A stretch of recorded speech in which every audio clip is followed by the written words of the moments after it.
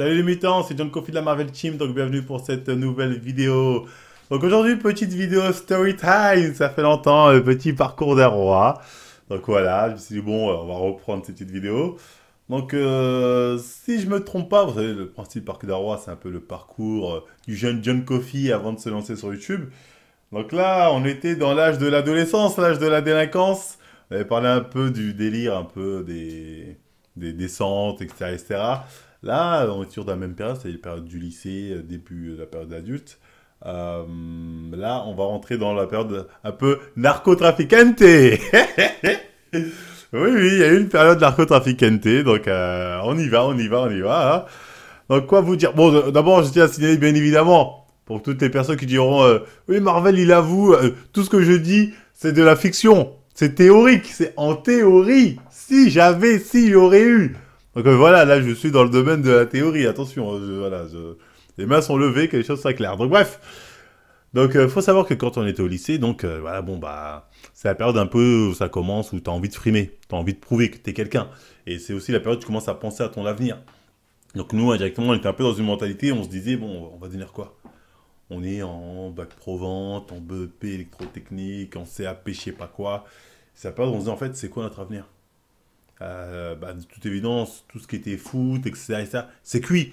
Et la plupart du temps, au lycée, c'est la période où les gens se rendent compte, ils savent est-ce que footballeur, ça va être bon ou pas. Parce que beaucoup de gens rêvent de ça, c'est mort. Bon, moi, c'était différent, parce que moi, je rêvais de bande dessinée. Donc j'avais toujours un peu cet espoir de, oui, peut-être je peux, nanani, dans mon coin. Donc je travaillais, je dessinais un peu, c'est pas grave. Mais je voyais que beaucoup de gens, voilà, quand ils se rendaient compte que ça allait être mort, bah, ils plongeaient dans la vente de stupéfiants, tout simplement. Et ça allait assez vite. Aujourd'hui, ça va de plus en plus vite, hein. Les gens, ils se mettaient soit à dealer dans le quartier, hein, c'est-à-dire, voilà, ils vendaient du shit ou certains même de la coke pour se faire plus d'argent. D'autres, ça se mettait en mode guettange. D'autres essayaient de mettre en place leur propre terrain, mais c'était plus compliqué que ça. On y reviendra sur les gens que c'est pour leur propre terrain. Certains gardaient un peu de drogue chez eux pour se faire de l'argent. Après, encore une fois, c'était une période où les gens, tu vois, c'était un peu, on était dans le délire, bon, c'est le ghetto, en plus il y a la rap, en mode, ouais, c'est bon, c'est ça, on est des mecs ghetto, le rap, tout ce qu'il faut, ça commence à fumer, à boire, etc. Mais quelque part, tu vois, je sais pas si vraiment les gens se disaient, dans ce milieu-là, je vais faire de l'argent. Parce qu'en fait, j'ai l'impression que tous les gens qui se faisaient de l'argent le gaspillaient aussitôt. C'est gaspillé aussitôt. Donc même moi, quand je regardais mes potes tomber là-dedans, il n'y avait rien qui me donnait envie de tomber dedans. Tu vois, et je regardais, c'est bon, ouais, ils font un peu d'argent. Bon, ils sont pas mal, ils ont une nouvelle paire de Air Max, ils vont, voilà, ils ont un peu d'argent, ils vont acheter ci, ça. Bon, il y a toujours plus d'argent que moi, mais rien qui me faisait rêver, tu vois, dans leur train de vie, parce que je les voyais, hein, rester galérer comme ça. Ça passe, les keufs, ils sont là, etc. Donc, et surtout, j'avais eu des histoires qui m'avaient assez marqué, hein. Un truc qui se faisait souvent à l'époque, qui était arrivé à des gens que je connaissais très bien, c'est un peu des arnaques, enfin c'est pas des arnaques, oui, c'est des arnaques vis-à-vis des drogues. C'est-à-dire, souvent, les mecs qui géraient les terrains, ils choisissaient souvent un profil, ils aimaient bien prendre un profil de personnes, les mecs qui n'ont pas de grand frère. C'est-à-dire, c'est des mecs qui veulent, ils veulent se lancer dans le business ou avoir un peu de thunes, et ils n'ont pas de grand frère. Et souvent, ils disaient quoi ces mecs-là? Tiens, prends ça comme stock vraiment c'est du shit, tu stockes ça chez toi, et voilà, nous comme ça, on te paye pour garder ça chez toi, et quand on a besoin, tu nous donnes, etc. Et souvent, bah, ça arrivait deux fois à une personne notamment que je connaissais. Lui, c'est une dinguerie. Un jour, il reçoit un appel d'un mec qui voit descend avec le truc. Et quand il descend avec le matériel pour le donner aux personnes qui lui ont demandé, tu vois, parce qu'il y a personnes qui savent, il se fait braquer. Trois personnes cagoulées qui le braquent. Ils disent pose ça là, sinon on tire dessus. Donc le mec a laissé ça. Il est parti. En mode. Tu sais, le mec, il a posé ça. Les mecs ont pris le truc, ils sont partis. Donc lui, il est parti voir les mecs. Il fait les mecs, je vais me faire braquer. Les mecs lui ont dit comment ça? C'est quoi ton histoire? On te croit pas. Non, on te croit pas. T'es un menteur. C'est toi qui as pris l'argent. Donc rembourse-nous. Donc, et ça, c'est des arnaques qui arrivaient souvent aux mecs qui n'avaient pas de grand frère. Pas, c'est personne pour se défendre, pour dire, eh, là, c'est une arnaque évidente. Tu sais, c'est arrivé aussi à un mec que je connaissais. Il y avait un autre mec aussi, il gardait les trucs pour les gens. Il avait une cachette où il gardait ça. Un jour, ça a disparu. Alors que seuls les mecs avec qui il était en business savaient où était caché le truc. Du coup, le mec aussi, pareil, tu vois, bon, pas vraiment de grand frère pour le défendre. Du coup, il a dû fuir. Et généralement, ce genre de truc, c'est le mec, toute la famille. Enfin, le mec, lui, il fuit. Généralement, c'est ça, parce que le mec, voilà, les mecs veulent représailles, ils vont le niquer. Donc, le mec qui fuit à l'étranger ou dans une autre ville loin, et t'as la famille qui est là, qui paye. Ils doivent payer petit à petit au fur et à mesure pour rembourser le mec parce qu'ils ont la pression. Ou des fois, c'est toute la famille qui se barre. Mais bref, c'est des histoires un peu qui m'ont un peu jamais vraiment donné envie de me lancer dans ce milieu-là. Je veux dire, voilà, j'étais un peu en mode, bon, c'est pas grave, j'ai pas de thune, tu vois ce que je veux dire. Sauf que, il y a un moment où moi aussi, voilà, j'ai glissé. Et ce qui est marrant, c'est la façon dont j'ai glissé. À un moment, il faut savoir qu'au lycée, j'étais à Saint-Germain-en-Laye. À l'époque, c'est à Poquelin. Il faut savoir qu'à l'époque, Poquelin, c'était vu un peu... bon, ça reste un lycée professionnel, mais c'était le plus prestigieux des lycées professionnels. Donc, j'avais postulé là-bas, ils m'avaient pris. D'ailleurs, je me souviens que mes potes, ils me croyaient pas quand je leur disais que j'étais à Poquelin. Ils me disaient, arrête de mentir, tu prends le train, tu fais semblant d'aller à l'école. Mais en fait, tu restes là comme ça, à regarder les gens, t'as rien à faire. Bref, jusqu'à ce que je leur montre mon carnet de correspondance. Oh, pas tard, t'es vraiment à Poquelin. Bref, du coup, j'étais à Poquelin. Et du coup, là-bas, bon, faut savoir que là-bas, à l'époque où j'étais, il n'y avait pas beaucoup de Renois, hein. Encore moins de Renois de cité. Il y avait des Renois, mais c'était des Renois de Marly-le-Roi. C'était des beaux quartiers des environs, tu vois ce que je veux dire. Donc j'étais un peu l'un des seuls Renois, on va dire, disons vraiment, qui vient du hood. Donc j'étais très seul là-bas. On passe métaux, c'est dans une classe. Ouais, bref, c'était pas mon univers, tu vois. Donc j'étais un peu seul, mais les gens étaient sympas, hein, les gens étaient sympas, venaient souvent me voir, ah ça va, nanani, nanana, ah t'es un mec de là-bas, tatati, bon, quand tu disais que tu venais de Chanteloup à l'époque, dans 78, c'était, ah ouais, mec de Chanteloup. Bref, assez seul, mais un jour, je me souviens, j'étais avec une bande de certains de mes camarades, de Marly-le-Roi, enfin de Marly-le-Roi des environs, tu vois, le Chesnay, bref, j'ai oublié les villes des environs, et je voyais que les mecs fumaient beaucoup, et un jour, ils me disent... ouais, toi, Chanteloup, il doit y avoir pas mal de shit là-bas. Après, je fais, ouais, mes potes sont pas mal dedans. Après, les mecs, ils me disent, mais pourquoi t'en ramènes pas ici? Moi, je fais, ouais, moi, ça m'intéresse pas. Il fait, attends. T'es au courant que si t'en ramènes, tu vas te faire des thunes. Et moi, je me souviens après, je fais, comment ça? Après, ils étaient 4-5, ils me disent, toi, combien tu dépenses par an? Le mec, il me dit, moi, à peu près, facile 5 000 € dans le shit. Je dis, quoi? Moi, à peu près 7 000, 8 000. Bref, ils me sortent des sommes hallucinantes. Et ils me disent, mais mec, ramène-en. Nous, on va te prendre direct. Tu vas te faire des thunes, des couilles en or. Voilà, nous, on cherche un année, on galère à en trouver.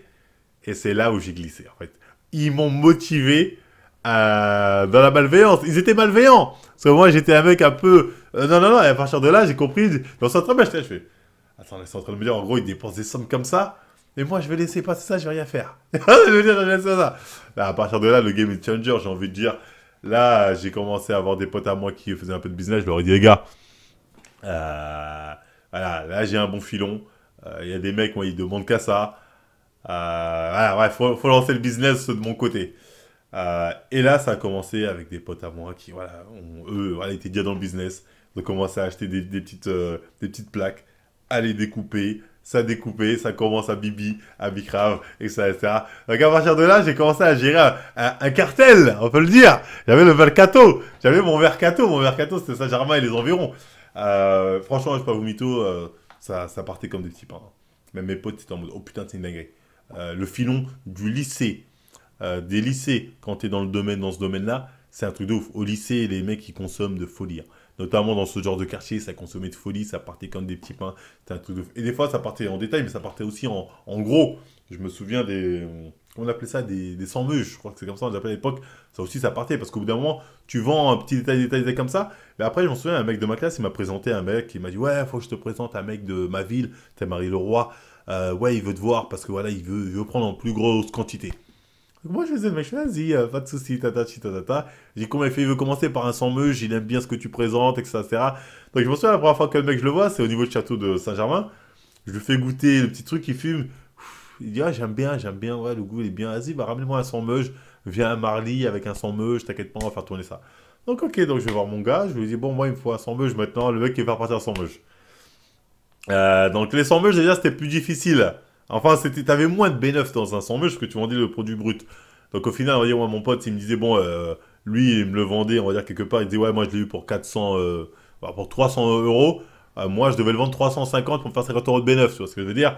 Donc c'était ça à peu près le délire. Donc, je m'en souviens, la première fois que je suis allé justement donner un sans-meuge, donc c'est un de mes camarades de classe, il me dit, ouais, viens à Marly ce jour-là, à telle heure. Donc je vais à telle heure à Marly, le roi, hein, c'était... Je m'en souviens, il disait soir, ça devait être en hiver, parce qu'il faisait assez tard. Bon, c'est la première fois que je vais à Marly-le-Roi, je vois les petites maisonnettes, tata.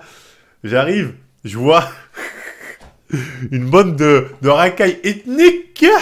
Bon, tous blanches, mais ça reste des racailles ethniques. Ils étaient en balle. Autour de moi, je me suis dit, c'est quoi ce délire? Donc les mecs, ils viennent, et franchement, ils étaient en balle, ils étaient vraiment une dizaine. Donc moi, je suis là avec mon sac, je me souviens de mes trucs dans mon sac, je suis en mode, wesh, c'est quoi les bails? Ah, je vois le mec, ouais, viens, on va tester, tatati, on veut voir. En gros, ils voulaient voir si je les douille pas. Ils sont venus un peu en mode plusieurs pour se dire, en gros, Tu vas pas nous la mettre, tu vois. Donc, moi, j'aurais ramené le produit. Bref, il y avait une ambiance assez pesante, tu vois ce que je veux dire. Donc, mais moi, j'étais détente. Hein. J'étais en mode, dans tous les cas, le produit, vous allez le prendre. C'était là en mode, on va tester si c'est vraiment le même produit que j'ai goûté ou si c'est un autre produit. Bon, c'était un autre produit, c'était pas exactement le même. Donc, ils ont goûté quand même. Après, ils me l'ont dit, ils m'ont dit, c'est pas le même, hein. J'ai dit, ouais, mais tu vas quand même le prendre. Ils ont dit, ouais, mais il est quand même bon, donc ils l'ont pris. Ça, c'était la première transaction, vraiment, en gros, si je peux dire, qui a été faite. Et ensuite, bah, c'est parti. Les mecs ont kiffé. Le lendemain, enfin quelques jours après, ils m'ont rappelé, ils m'ont dit bon, c'est parti, on a un week-end. Il nous en faut d'autres. Et à partir de là, voilà, j'ai commencé à gérer tout le mercato de là-bas. Bon, moi, c'est pas moi qui. J'avais mon secteur, quoi. J'avais mon secteur. À laisser, ça vendait un peu en détail. Quand j'avais les mecs de Marly, ils voulaient plus du gros, ça faisait du gros, etc. Et donc, en fait, ce qui était marrant avec le DR de Marly, parce que les mecs de Marly, je les voyais souvent. Souvent, ils prenaient des 100 meuches, des fois plus. Hein. D'ailleurs, une fois même, je crois qu'on est parti à 1 kilo, un truc comme ça à un moment. Donc, tu vois, c'était vraiment ça partait, ça partait, ça partait. Et en fait, moi, j'étais très intéressé par pourquoi ils faisaient ça. Tu vois, moi, je le faisais, je savais pourquoi. Parce que voilà, j'avais besoin de thunes pour voilà, avoir une petite paire de TN pas mal. Quand il y avait des petites sorties à gauche, à droite, voilà, il fallait de quoi, voilà, sortir, manger avec les potes, etc., etc., parce que mes parents n'avaient pas les moyens de nous lâcher de l'argent de poche comme ça à gogo. Donc moi, ça me servait plus ou moins à ça, l'argent que je me faisais. Et je me faisais pas un B9 de folie, hein, faut savoir, je me faisais pas un B9 de ouf. Hein. Et d'ailleurs, même moi, je dirais même que j'étais plutôt mauvais dans le business, parce que souvent, en fait, moi, j'ai trop de cœur. Parce que je me souviens de certaines personnes qui venaient me voir, à qui ils me demandaient crédit, et je leur faisais. Et les mecs, quand je leur disais de rembourser, c'est là, non, je vais te rembourser bientôt. Non, c'était pas la Society, mais presque, s'il te plaît, laisse-moi encore un truc. Et moi, je laissais. Et je savais qu'ils me prenaient pour un con quelque part, il y a des mecs jusqu'à aujourd'hui, tu vois, et je savais tu vois, ils m'ont toujours pas remboursé. C'est pas grave, et qu'est-ce que je faisais? Bah, je prenais sur mon B9 et je donnais ça à la personne à qui j'étais associé. C'est pas grave, je prenais sur mon B9. En gros, je mangeais pas à cause d'eux. Mais alors que normalement, tu dois avoir sorti de rouler la personne. Ah non, non, tu vas me payer ce que tu me dois rouler. Et moi, j'étais trop en mode. Ah, si, il a peut-être des problèmes, je vais pas l'embrouiller pour ça. Ça, c'est mon côté trop gentil, tu vois. C'est vraiment, je suis pas un mec de base fait pour ce business. Qu'en fait, dans ce business, faut être méchant. Mais vraiment, faut être un mec méchant, un mec, quand faut frapper, faut frapper. Mes potes, ils me disent, non, non, non, s'il y a des trucs comme ça, enfin. Et moi, j'aimais pas les conflits, tu vois. Surtout pour ce genre de trucs. Je le sentais à chaque fois mal, c'était pas mon délire, tu vois ce que je veux dire. Donc, bref, j'ai pas été, c'est un peu comme je sais pas si vous avez vu Renoir, le film Pen in Full, un film à l'ancienne. Il y a un Renoir justement dedans. Lui il fait tout pour éviter les conflits parce qu'il sait qu'il assumera pas en cas de Blair, c'est pas son délire. Ben moi j'étais un peu comme lui. Tu vois, je voulais être dans le business, mais sans les problèmes et sans le délire de la violence rajoutée. Donc du coup, oui, pas mal de personnes, enfin pas mal de personnes, quelques personnes se sont sorties comme ça parce que voilà, j'ai pris sur mon B9 pour voilà, bref, des choses qui arrivent, on va dire quand t'es trop gentil dans ce business. Mais enfin bref, peut-être qu'il y a des concernés du mec du lycée qui regardent cette vidéo se reconnaîtront, mais passons. Donc oui, les mecs de Marie, en fait, il y a quelque chose moi, qui m'intriguait beaucoup, c'est dans le pourquoi ils faisaient ça. Parce qu'un jour, parce que j'allais les voir régulièrement, hein, quand ils prenaient des 100 meuches, 200 meuches ou plus, et ils étaient assez bien organisés déjà. C'est la première chose, c'était des gens assez bien organisés. Ils avaient des super caves, des super coins où se placer, etc. etc. Et ça partait super vite. Eux, ils me disaient, eux, c'est dans leurs soirées. Ils faisaient des soirées. Dans les soirées, ils me disaient, ça partait comme des types. Hein. C'est vraiment. Et moi, un jour, j'aurais posé la question, mais pourquoi vous faites ça? Parce qu'en fait, ces mecs-là, un jour, j'aurais dit, mais en fait, ils font quoi dans la vie, vos parents? C'était que des fils de médecins, de parents avocats, banquiers. Donc, que des bons postes. Donc, moi, j'étais un peu en mode, mais nous, on fait ça pour l'argent, mais vous, vous faites ça pourquoi? En fait, ces mecs-là, ils m'ont expliqué qu'en fait, eux, de base, la plupart, c'est des consommateurs. J'ai dit, nous, de base, on consomme. Sauf qu'on s'est rendu compte qu'en fait, il y a un business. C'est-à-dire, on consomme, mais d'autres personnes consomment. Donc, on s'est dit, mais on peut y consommer et aussi vendre. C'est ça, fait toujours de l'argent en plus. Donc, ils ont un peu, font vraiment ça pour le délire, un peu, on est des businessmen, tu vois. Il y a un marché à prendre, ils le prennent, tu vois ce que je veux dire. Alors que nous, c'est vraiment un peu, voilà, on espère vraiment pouvoir s'en sortir. C'est pour eux, il y avait un peu cette notion aussi de c'est temporaire. On le fait pendant qu'on est là, on est jeune, il y a des soirées, donc on en profite, etc. Ils avaient cette notion-là, donc j'étais assez impressionné par ça, parce que bon, ils ne faisaient pas pour survivre, ils n'en avaient pas besoin de ça. Donc je trouve que c'est intéressant de voir un peu justement ce trafic de drogue dans les zones un peu plus aisées, pavillonnaires. Parce qu'on voit souvent le truc de trafiquants de drogue que dans les mecs, tu sais, les Renois du ghetto, les rebeux du ghetto, mais jamais dans ces zones-là, alors que je trouve que c'est intéressant. D'ailleurs, je trouve que c'est pour ça aussi qu'un film comme Breaking Bad, fait une série comme Breaking Bad a bien fonctionné, parce qu'il montre un peu aussi ce truc de dealage de drogue dans les quartiers un peu plus, on va dire, huppés, tu vois. Et je trouve ça intéressant. Donc, enfin bref, donc du coup, avec eux, j'ai eu pas mal de business, on a pas mal géré le mercato. Et à un moment, bon, bah, comme tout, à un moment, ça a pris fin. Parce que, voilà, on va dire, au bout d'un moment, il y avait un moment, en fait, j'avais un monopole, notamment dans le lycée où j'étais, hein, franchement, il y avait que moi qui vendais, donc j'avais plus un monopole. D'ailleurs, ça commençait un peu à me porter préjudice. Les gens ils venaient me voir devant les profs. Ah oui, tiens, John, t'as l'argent que je te dois. Les profs commençaient à avoir des suspicions bizarres. Même moi, tu vois, faire les trajets à l'école avec mon sac, avec tout ce que j'avais dans le sac. Dès que je croisais la police, j'étais pas bien. Tu vois, j'étais en alerte. Des fois, je croisais des keufs. Tu sais, j'étais parano à chaque fois. Je disais, attends, faut que je prenne ce chemin-là, faut que je prenne ce chemin si je me contrôle. Toi, j'étais un peu parano. J'avais peur qu'on me balance. Et ces mecs-là, ils se font choper. Ils peuvent me balancer à tout moment. Tu vois ce que je veux dire? Donc j'étais un peu dans le délire, voilà, c'était pas un business, fallait que je dure longtemps là-dedans. Donc j'ai fait ça le temps que ça a pu, j'ai fait un peu d'argent, pas énormément, parce qu'en fait on est vraiment dans une montagne où on se dit c'est de l'argent sale, faut le gaspiller le plus vite possible. Donc on le gaspille dans des conneries, mais dans des conneries, donc c'est vraiment pas de l'argent qui m'a servi. Et je me souviens que j'ai arrêté à la période où j'ai commencé à travailler au McDonald's. Euh, et à un moment, bah, j'ai croisé une fille hein, du lycée qui était au McDo. Et, je lui ai proposé, je fais, hey, j'aimerais bien travailler au McDo, donc elle a réussi à me faire rentrer. Et dès que j'ai travaillé au McDo, j'ai plus ou moins arrêté parce qu'au final, je me suis dit, bon, maintenant que je travaille au McDo à côté, j'ai plus intérêt à faire ça. Trop de risques, tu vois. Et du coup, voilà, j'ai arrêté, hein. De toute façon, j'ai arrêté à la bonne période parce qu'en fait, au moment où j'ai arrêté, les mecs avec qui j'étais en business, notamment les mecs de Marie, on m'a dit qu'ils étaient passés dans la coke. Ça, c'est un business dans lequel je serais jamais allé, tu vois, parce que c'est beaucoup trop sombre. On m'a dit que maintenant, ils étaient passés à la coke, à un niveau dessus. Et là, j'ai dit non. De toute façon, je les aurais pas suivis dans ce business-là. Et en plus, c'était un moment aussi où commençait à y avoir beaucoup d'autres concurrents qui venaient. En fait, là, ça aurait dû partir en bagarre. Tu vois ce que je veux dire? Parce qu'en fait, la concurrence qui venait, en fait, c'était des mecs qui, quelque part, venaient prendre mon business. Et moi, je voulais éviter ça, tu vois. Et même mes potes, quand je faisais commencer avec concurrent, ils étaient en mode, on va monter, on va y aller, on va tous les niquer. Tu vois ce que je veux dire? Et moi, je voulais éviter justement que ça parte dans cette spirale de la violence de c'est mon inté, personne d'autre, c'est la guerre, on en a des trucs comme ça, tu vois.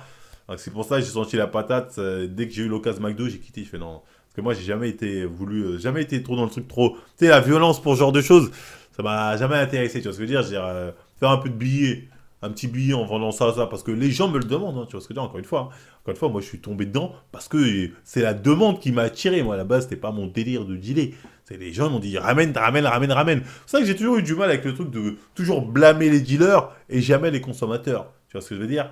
Je trouve qu'il y a une hypocrisie là-dessus. Si tu compares par exemple au domaine de tout ce qui est de la prostitution, on blâme pas la meuf qui propose le service, on blâme le consommateur dans ce cas-là. Donc, mais là, bien sûr, comme c'est le féminisme, ça passe. Mais quand c'est le truc de la drogue, non, non, le consommateur, le pauvre, oh, c'est pas de sa pause, c'est le dealer le problème. Donc, il y a une dissonance et un cognitif dans la manière de quand ça dépend, c'est quoi, l'un est coupable et l'autre est innocent. Ça dépend de quoi on parle, hein. Comme j'ai dit, hein, dans tout ce qui est prostitution. C'est oh, mais la fille, c'est pas de sa faute, c'est le méchant homme consommateur, c'est lui le coupable, c'est lui qu'il faut condamner. Alors que là, quand c'est dealer, c'est pas. C'est limite, c'est le dealer, c'est celui qui propose. Le problème, c'est pas celui qui consomme. Bref, ça, c'est un deux poids, deux mesures qui m'a toujours fait marrer. Mais passons. Donc, bref, voilà, c'était ma petite période narcotrafiquante, j'ai envie de dire. Qui a duré un petit moment quand même, hein. Je crois que j'ai fait ça pendant quelques petites... bon, je vais pas dire les dates exactes, mais pendant un petit moment. Ça m'a permis de faire un peu d'argent, hein, donc je ne vais pas à m'en plaindre. Ça m'a permis aussi de faire des connexions, de voir un peu comment marchait le business, comment ça avançait. Mais voilà, j'ai bien fait de ne pas rester là-dedans parce que c'était pas un truc viable. Et si je dois être totalement honnête, dans tous mes potes qui tenaient des rintés, qui ont essayé de me tenir des rintés, même des gens qui ont comme ça dealé, j'en connais zéro qui ont percé, qui sont devenus millionnaires, hein. Zéro, hein. Vraiment, c'est vraiment une voie que prennent beaucoup de jeunes en se disant ouais, je préfère ça au chantier. Au final, les gars, c'est pas viable. Vous allez vous prendre la prison, ou bien pour faire de la thune, il va falloir y aller dans des trucs beaucoup plus sombres, mais très très sombres, sur lesquels votre vie, voilà, vous risquez votre vie à tout moment, ça en vaut pas la peine. Donc voilà, c'est un peu pour vous dire mon expérience là-dessus. Et à la fois faire de la prévention, pour vous dire, voilà, moi j'ai glissé parce que voilà, vous savez les raisons, mais ça sert à rien, voilà, les gars, il faut dire la vérité. J'ai passé peut-être plus d'argent au final, moins de soucis quand je travaillais au McDo que quand je faisais le dealer, tu vois ce que je veux dire. Il y a un autre point aussi que je voulais aborder, c'est au niveau des terrains. Que toute personne qui est apprenti dealer rêve d'avoir son propre rinté, qui va pouvoir gérer, ramener sa cam, mettre les gens pour lui qui deal et lui juste compter les billets, être discret dans son coin. Bah, beaucoup de gens que je connais ont rêvé de ça, hein. Après, dans ma vie, c'était différent. Nous ici, c'était impossible de faire ton propre terrain si t'as pas un autre grand du quartier qui te valide ou qui est avec toi dans le terrain. Et, avoir l'ambition de toi-même dire je vais faire un terrain, tu te faisais lever en l'air. Hein. Ils n'acceptaient pas la concurrence. Que les gens viennent prendre les bolos des autres. Parce qu'il y avait un peu ce délire de c'est mon bolos, en gros, c'est mon client, il est à moi, faut pas que quelqu'un vienne me le prendre. Donc ils mettaient vite des tensions. Hein. Il y a eu beaucoup de tensions dans ce quartier, comme dans beaucoup de quartiers vis-à-vis de ça. Du coup, j'ai eu des potes qui avaient cette ambition-là, mais c'est jamais allé très loin. Parce que soit ils devaient se faire parrainer par un ancien qui donc, ouais, c'était pas vraiment eux, ils faisaient genre des fois on fait 50-50, ouais, ils n'avaient pas vraiment la main mise dessus, soit quand ils avaient cette ambition folle, ils se faisaient soulever tout simplement. Mais ça après c'est assez spécifique dans notre ville je crois, parce qu'un jour j'avais parlé de ça justement avec un mec qui venait de, je crois, Saint-Ouen-l'Aumône, quand il était, il a dit putain vous êtes des, bon il a dit en gros vous êtes des mots en P, il a dit vous êtes des mots en P, il a dit nous, enfin nous en parlant de lui indirectement et les autres, il a dit justement les jeunes ils ont fait quoi un jour, ils sont venus, ils ont tiré sur les grands, ils ont dit c'est fini, hein. Faut que la route tourne, hein. Vous êtes là depuis longtemps, faites là. En gros, ils ont fait une The Pequeño. Alors, il y a plein de quartiers où les gens font des The Pequeño pour justement s'imposer. Donc, même, dans tous les cas, ce que je veux dire, c'est que c'est toujours des rapports conflictuels qui peuvent aller très loin. Qui peuvent aller très très loin dans ce domaine-là. Donc, il y a des gens qui sont dedans depuis des années. Tu vois, ils commencent, malgré la prison, ils recommencent. Tu vois, mais je les ai jamais vus vraiment richissimes. Je les ai vus faire des thunes un peu frimées à gauche à droite, mais c'est pas des gens qui finissent par être riches. Ça, c'est vraiment on va dire, ce milieu-là, contrairement à ce qu'on essaie de vous faire croire à travers le rap, tout ça, parce que le rap, ça joue un peu dans l'imaginaire de ouais, si le shit, on fait de l'argent, je sais pas quoi, mes couilles. Non, rares sont ceux qui mangent.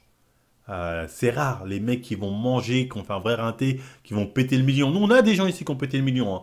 D'ailleurs, nous, on avait une tradition, je sais pas si c'est un peu partout pareil, c'était quand un mec pétait le million, il faisait un barbac, il invitait toute la ville. Mais de mémoire, j'en ai connu que deux. Et je suis un ancien ici, je crois qu'il y en a eu deux. Et un, et je crois en plus, bref, ils n'ont pas forcément très bien fini, malheureusement. C'est la vie. Mais voilà, je vais dire, c'est pas. Faut pas croire, c'est la vie d'Aloca, c'est la vie de rêve. Il y a encore moins de gens qui percent dans ce milieu-là que de gens qui percent dans le foot. C'est ce que je veux dire, vous laissez tomber le foot parce que c'est trop dur pour aller dans une voie où c'est encore plus dur et vous avez encore plus de conséquences, prison, fichier, etc. Tabassage, peut-être même mort hein, dans certains cas quand c'est à haut niveau, tu vois. Donc c'est vraiment des trucs à éviter. Voilà, vraiment, si je vous fais cette vidéo pour vous dire que j'ai glissé dans ce domaine-là, mais comme beaucoup de gens de quartier auraient glissé ou ont glissé. Mais voilà, c'est pas un terrain viable. Si les jeunes m'écoutent, je veux dire, les gars, n'y rentrez même pas. C'est pour faire quelques thunes à gauche, à droite comme ça, c'est de la merde. Ça en vaut pas la peine et les conséquences, si vous faites choper, peuvent être beaucoup, beaucoup trop grosses. Donc voilà, bref, c'est un peu une vidéo pour vous raconter un peu les dérives qui peuvent arriver à n'importe quel mec de cité, hein, en vrai. Tu vois ce que je veux dire? Ce délire de se dire, au bout d'un moment, je peux réussir dans le domaine des stupéfiants. Non. Il y en a peut-être qui réussissent hein, à devenir millionnaire, vraiment faire des thunes.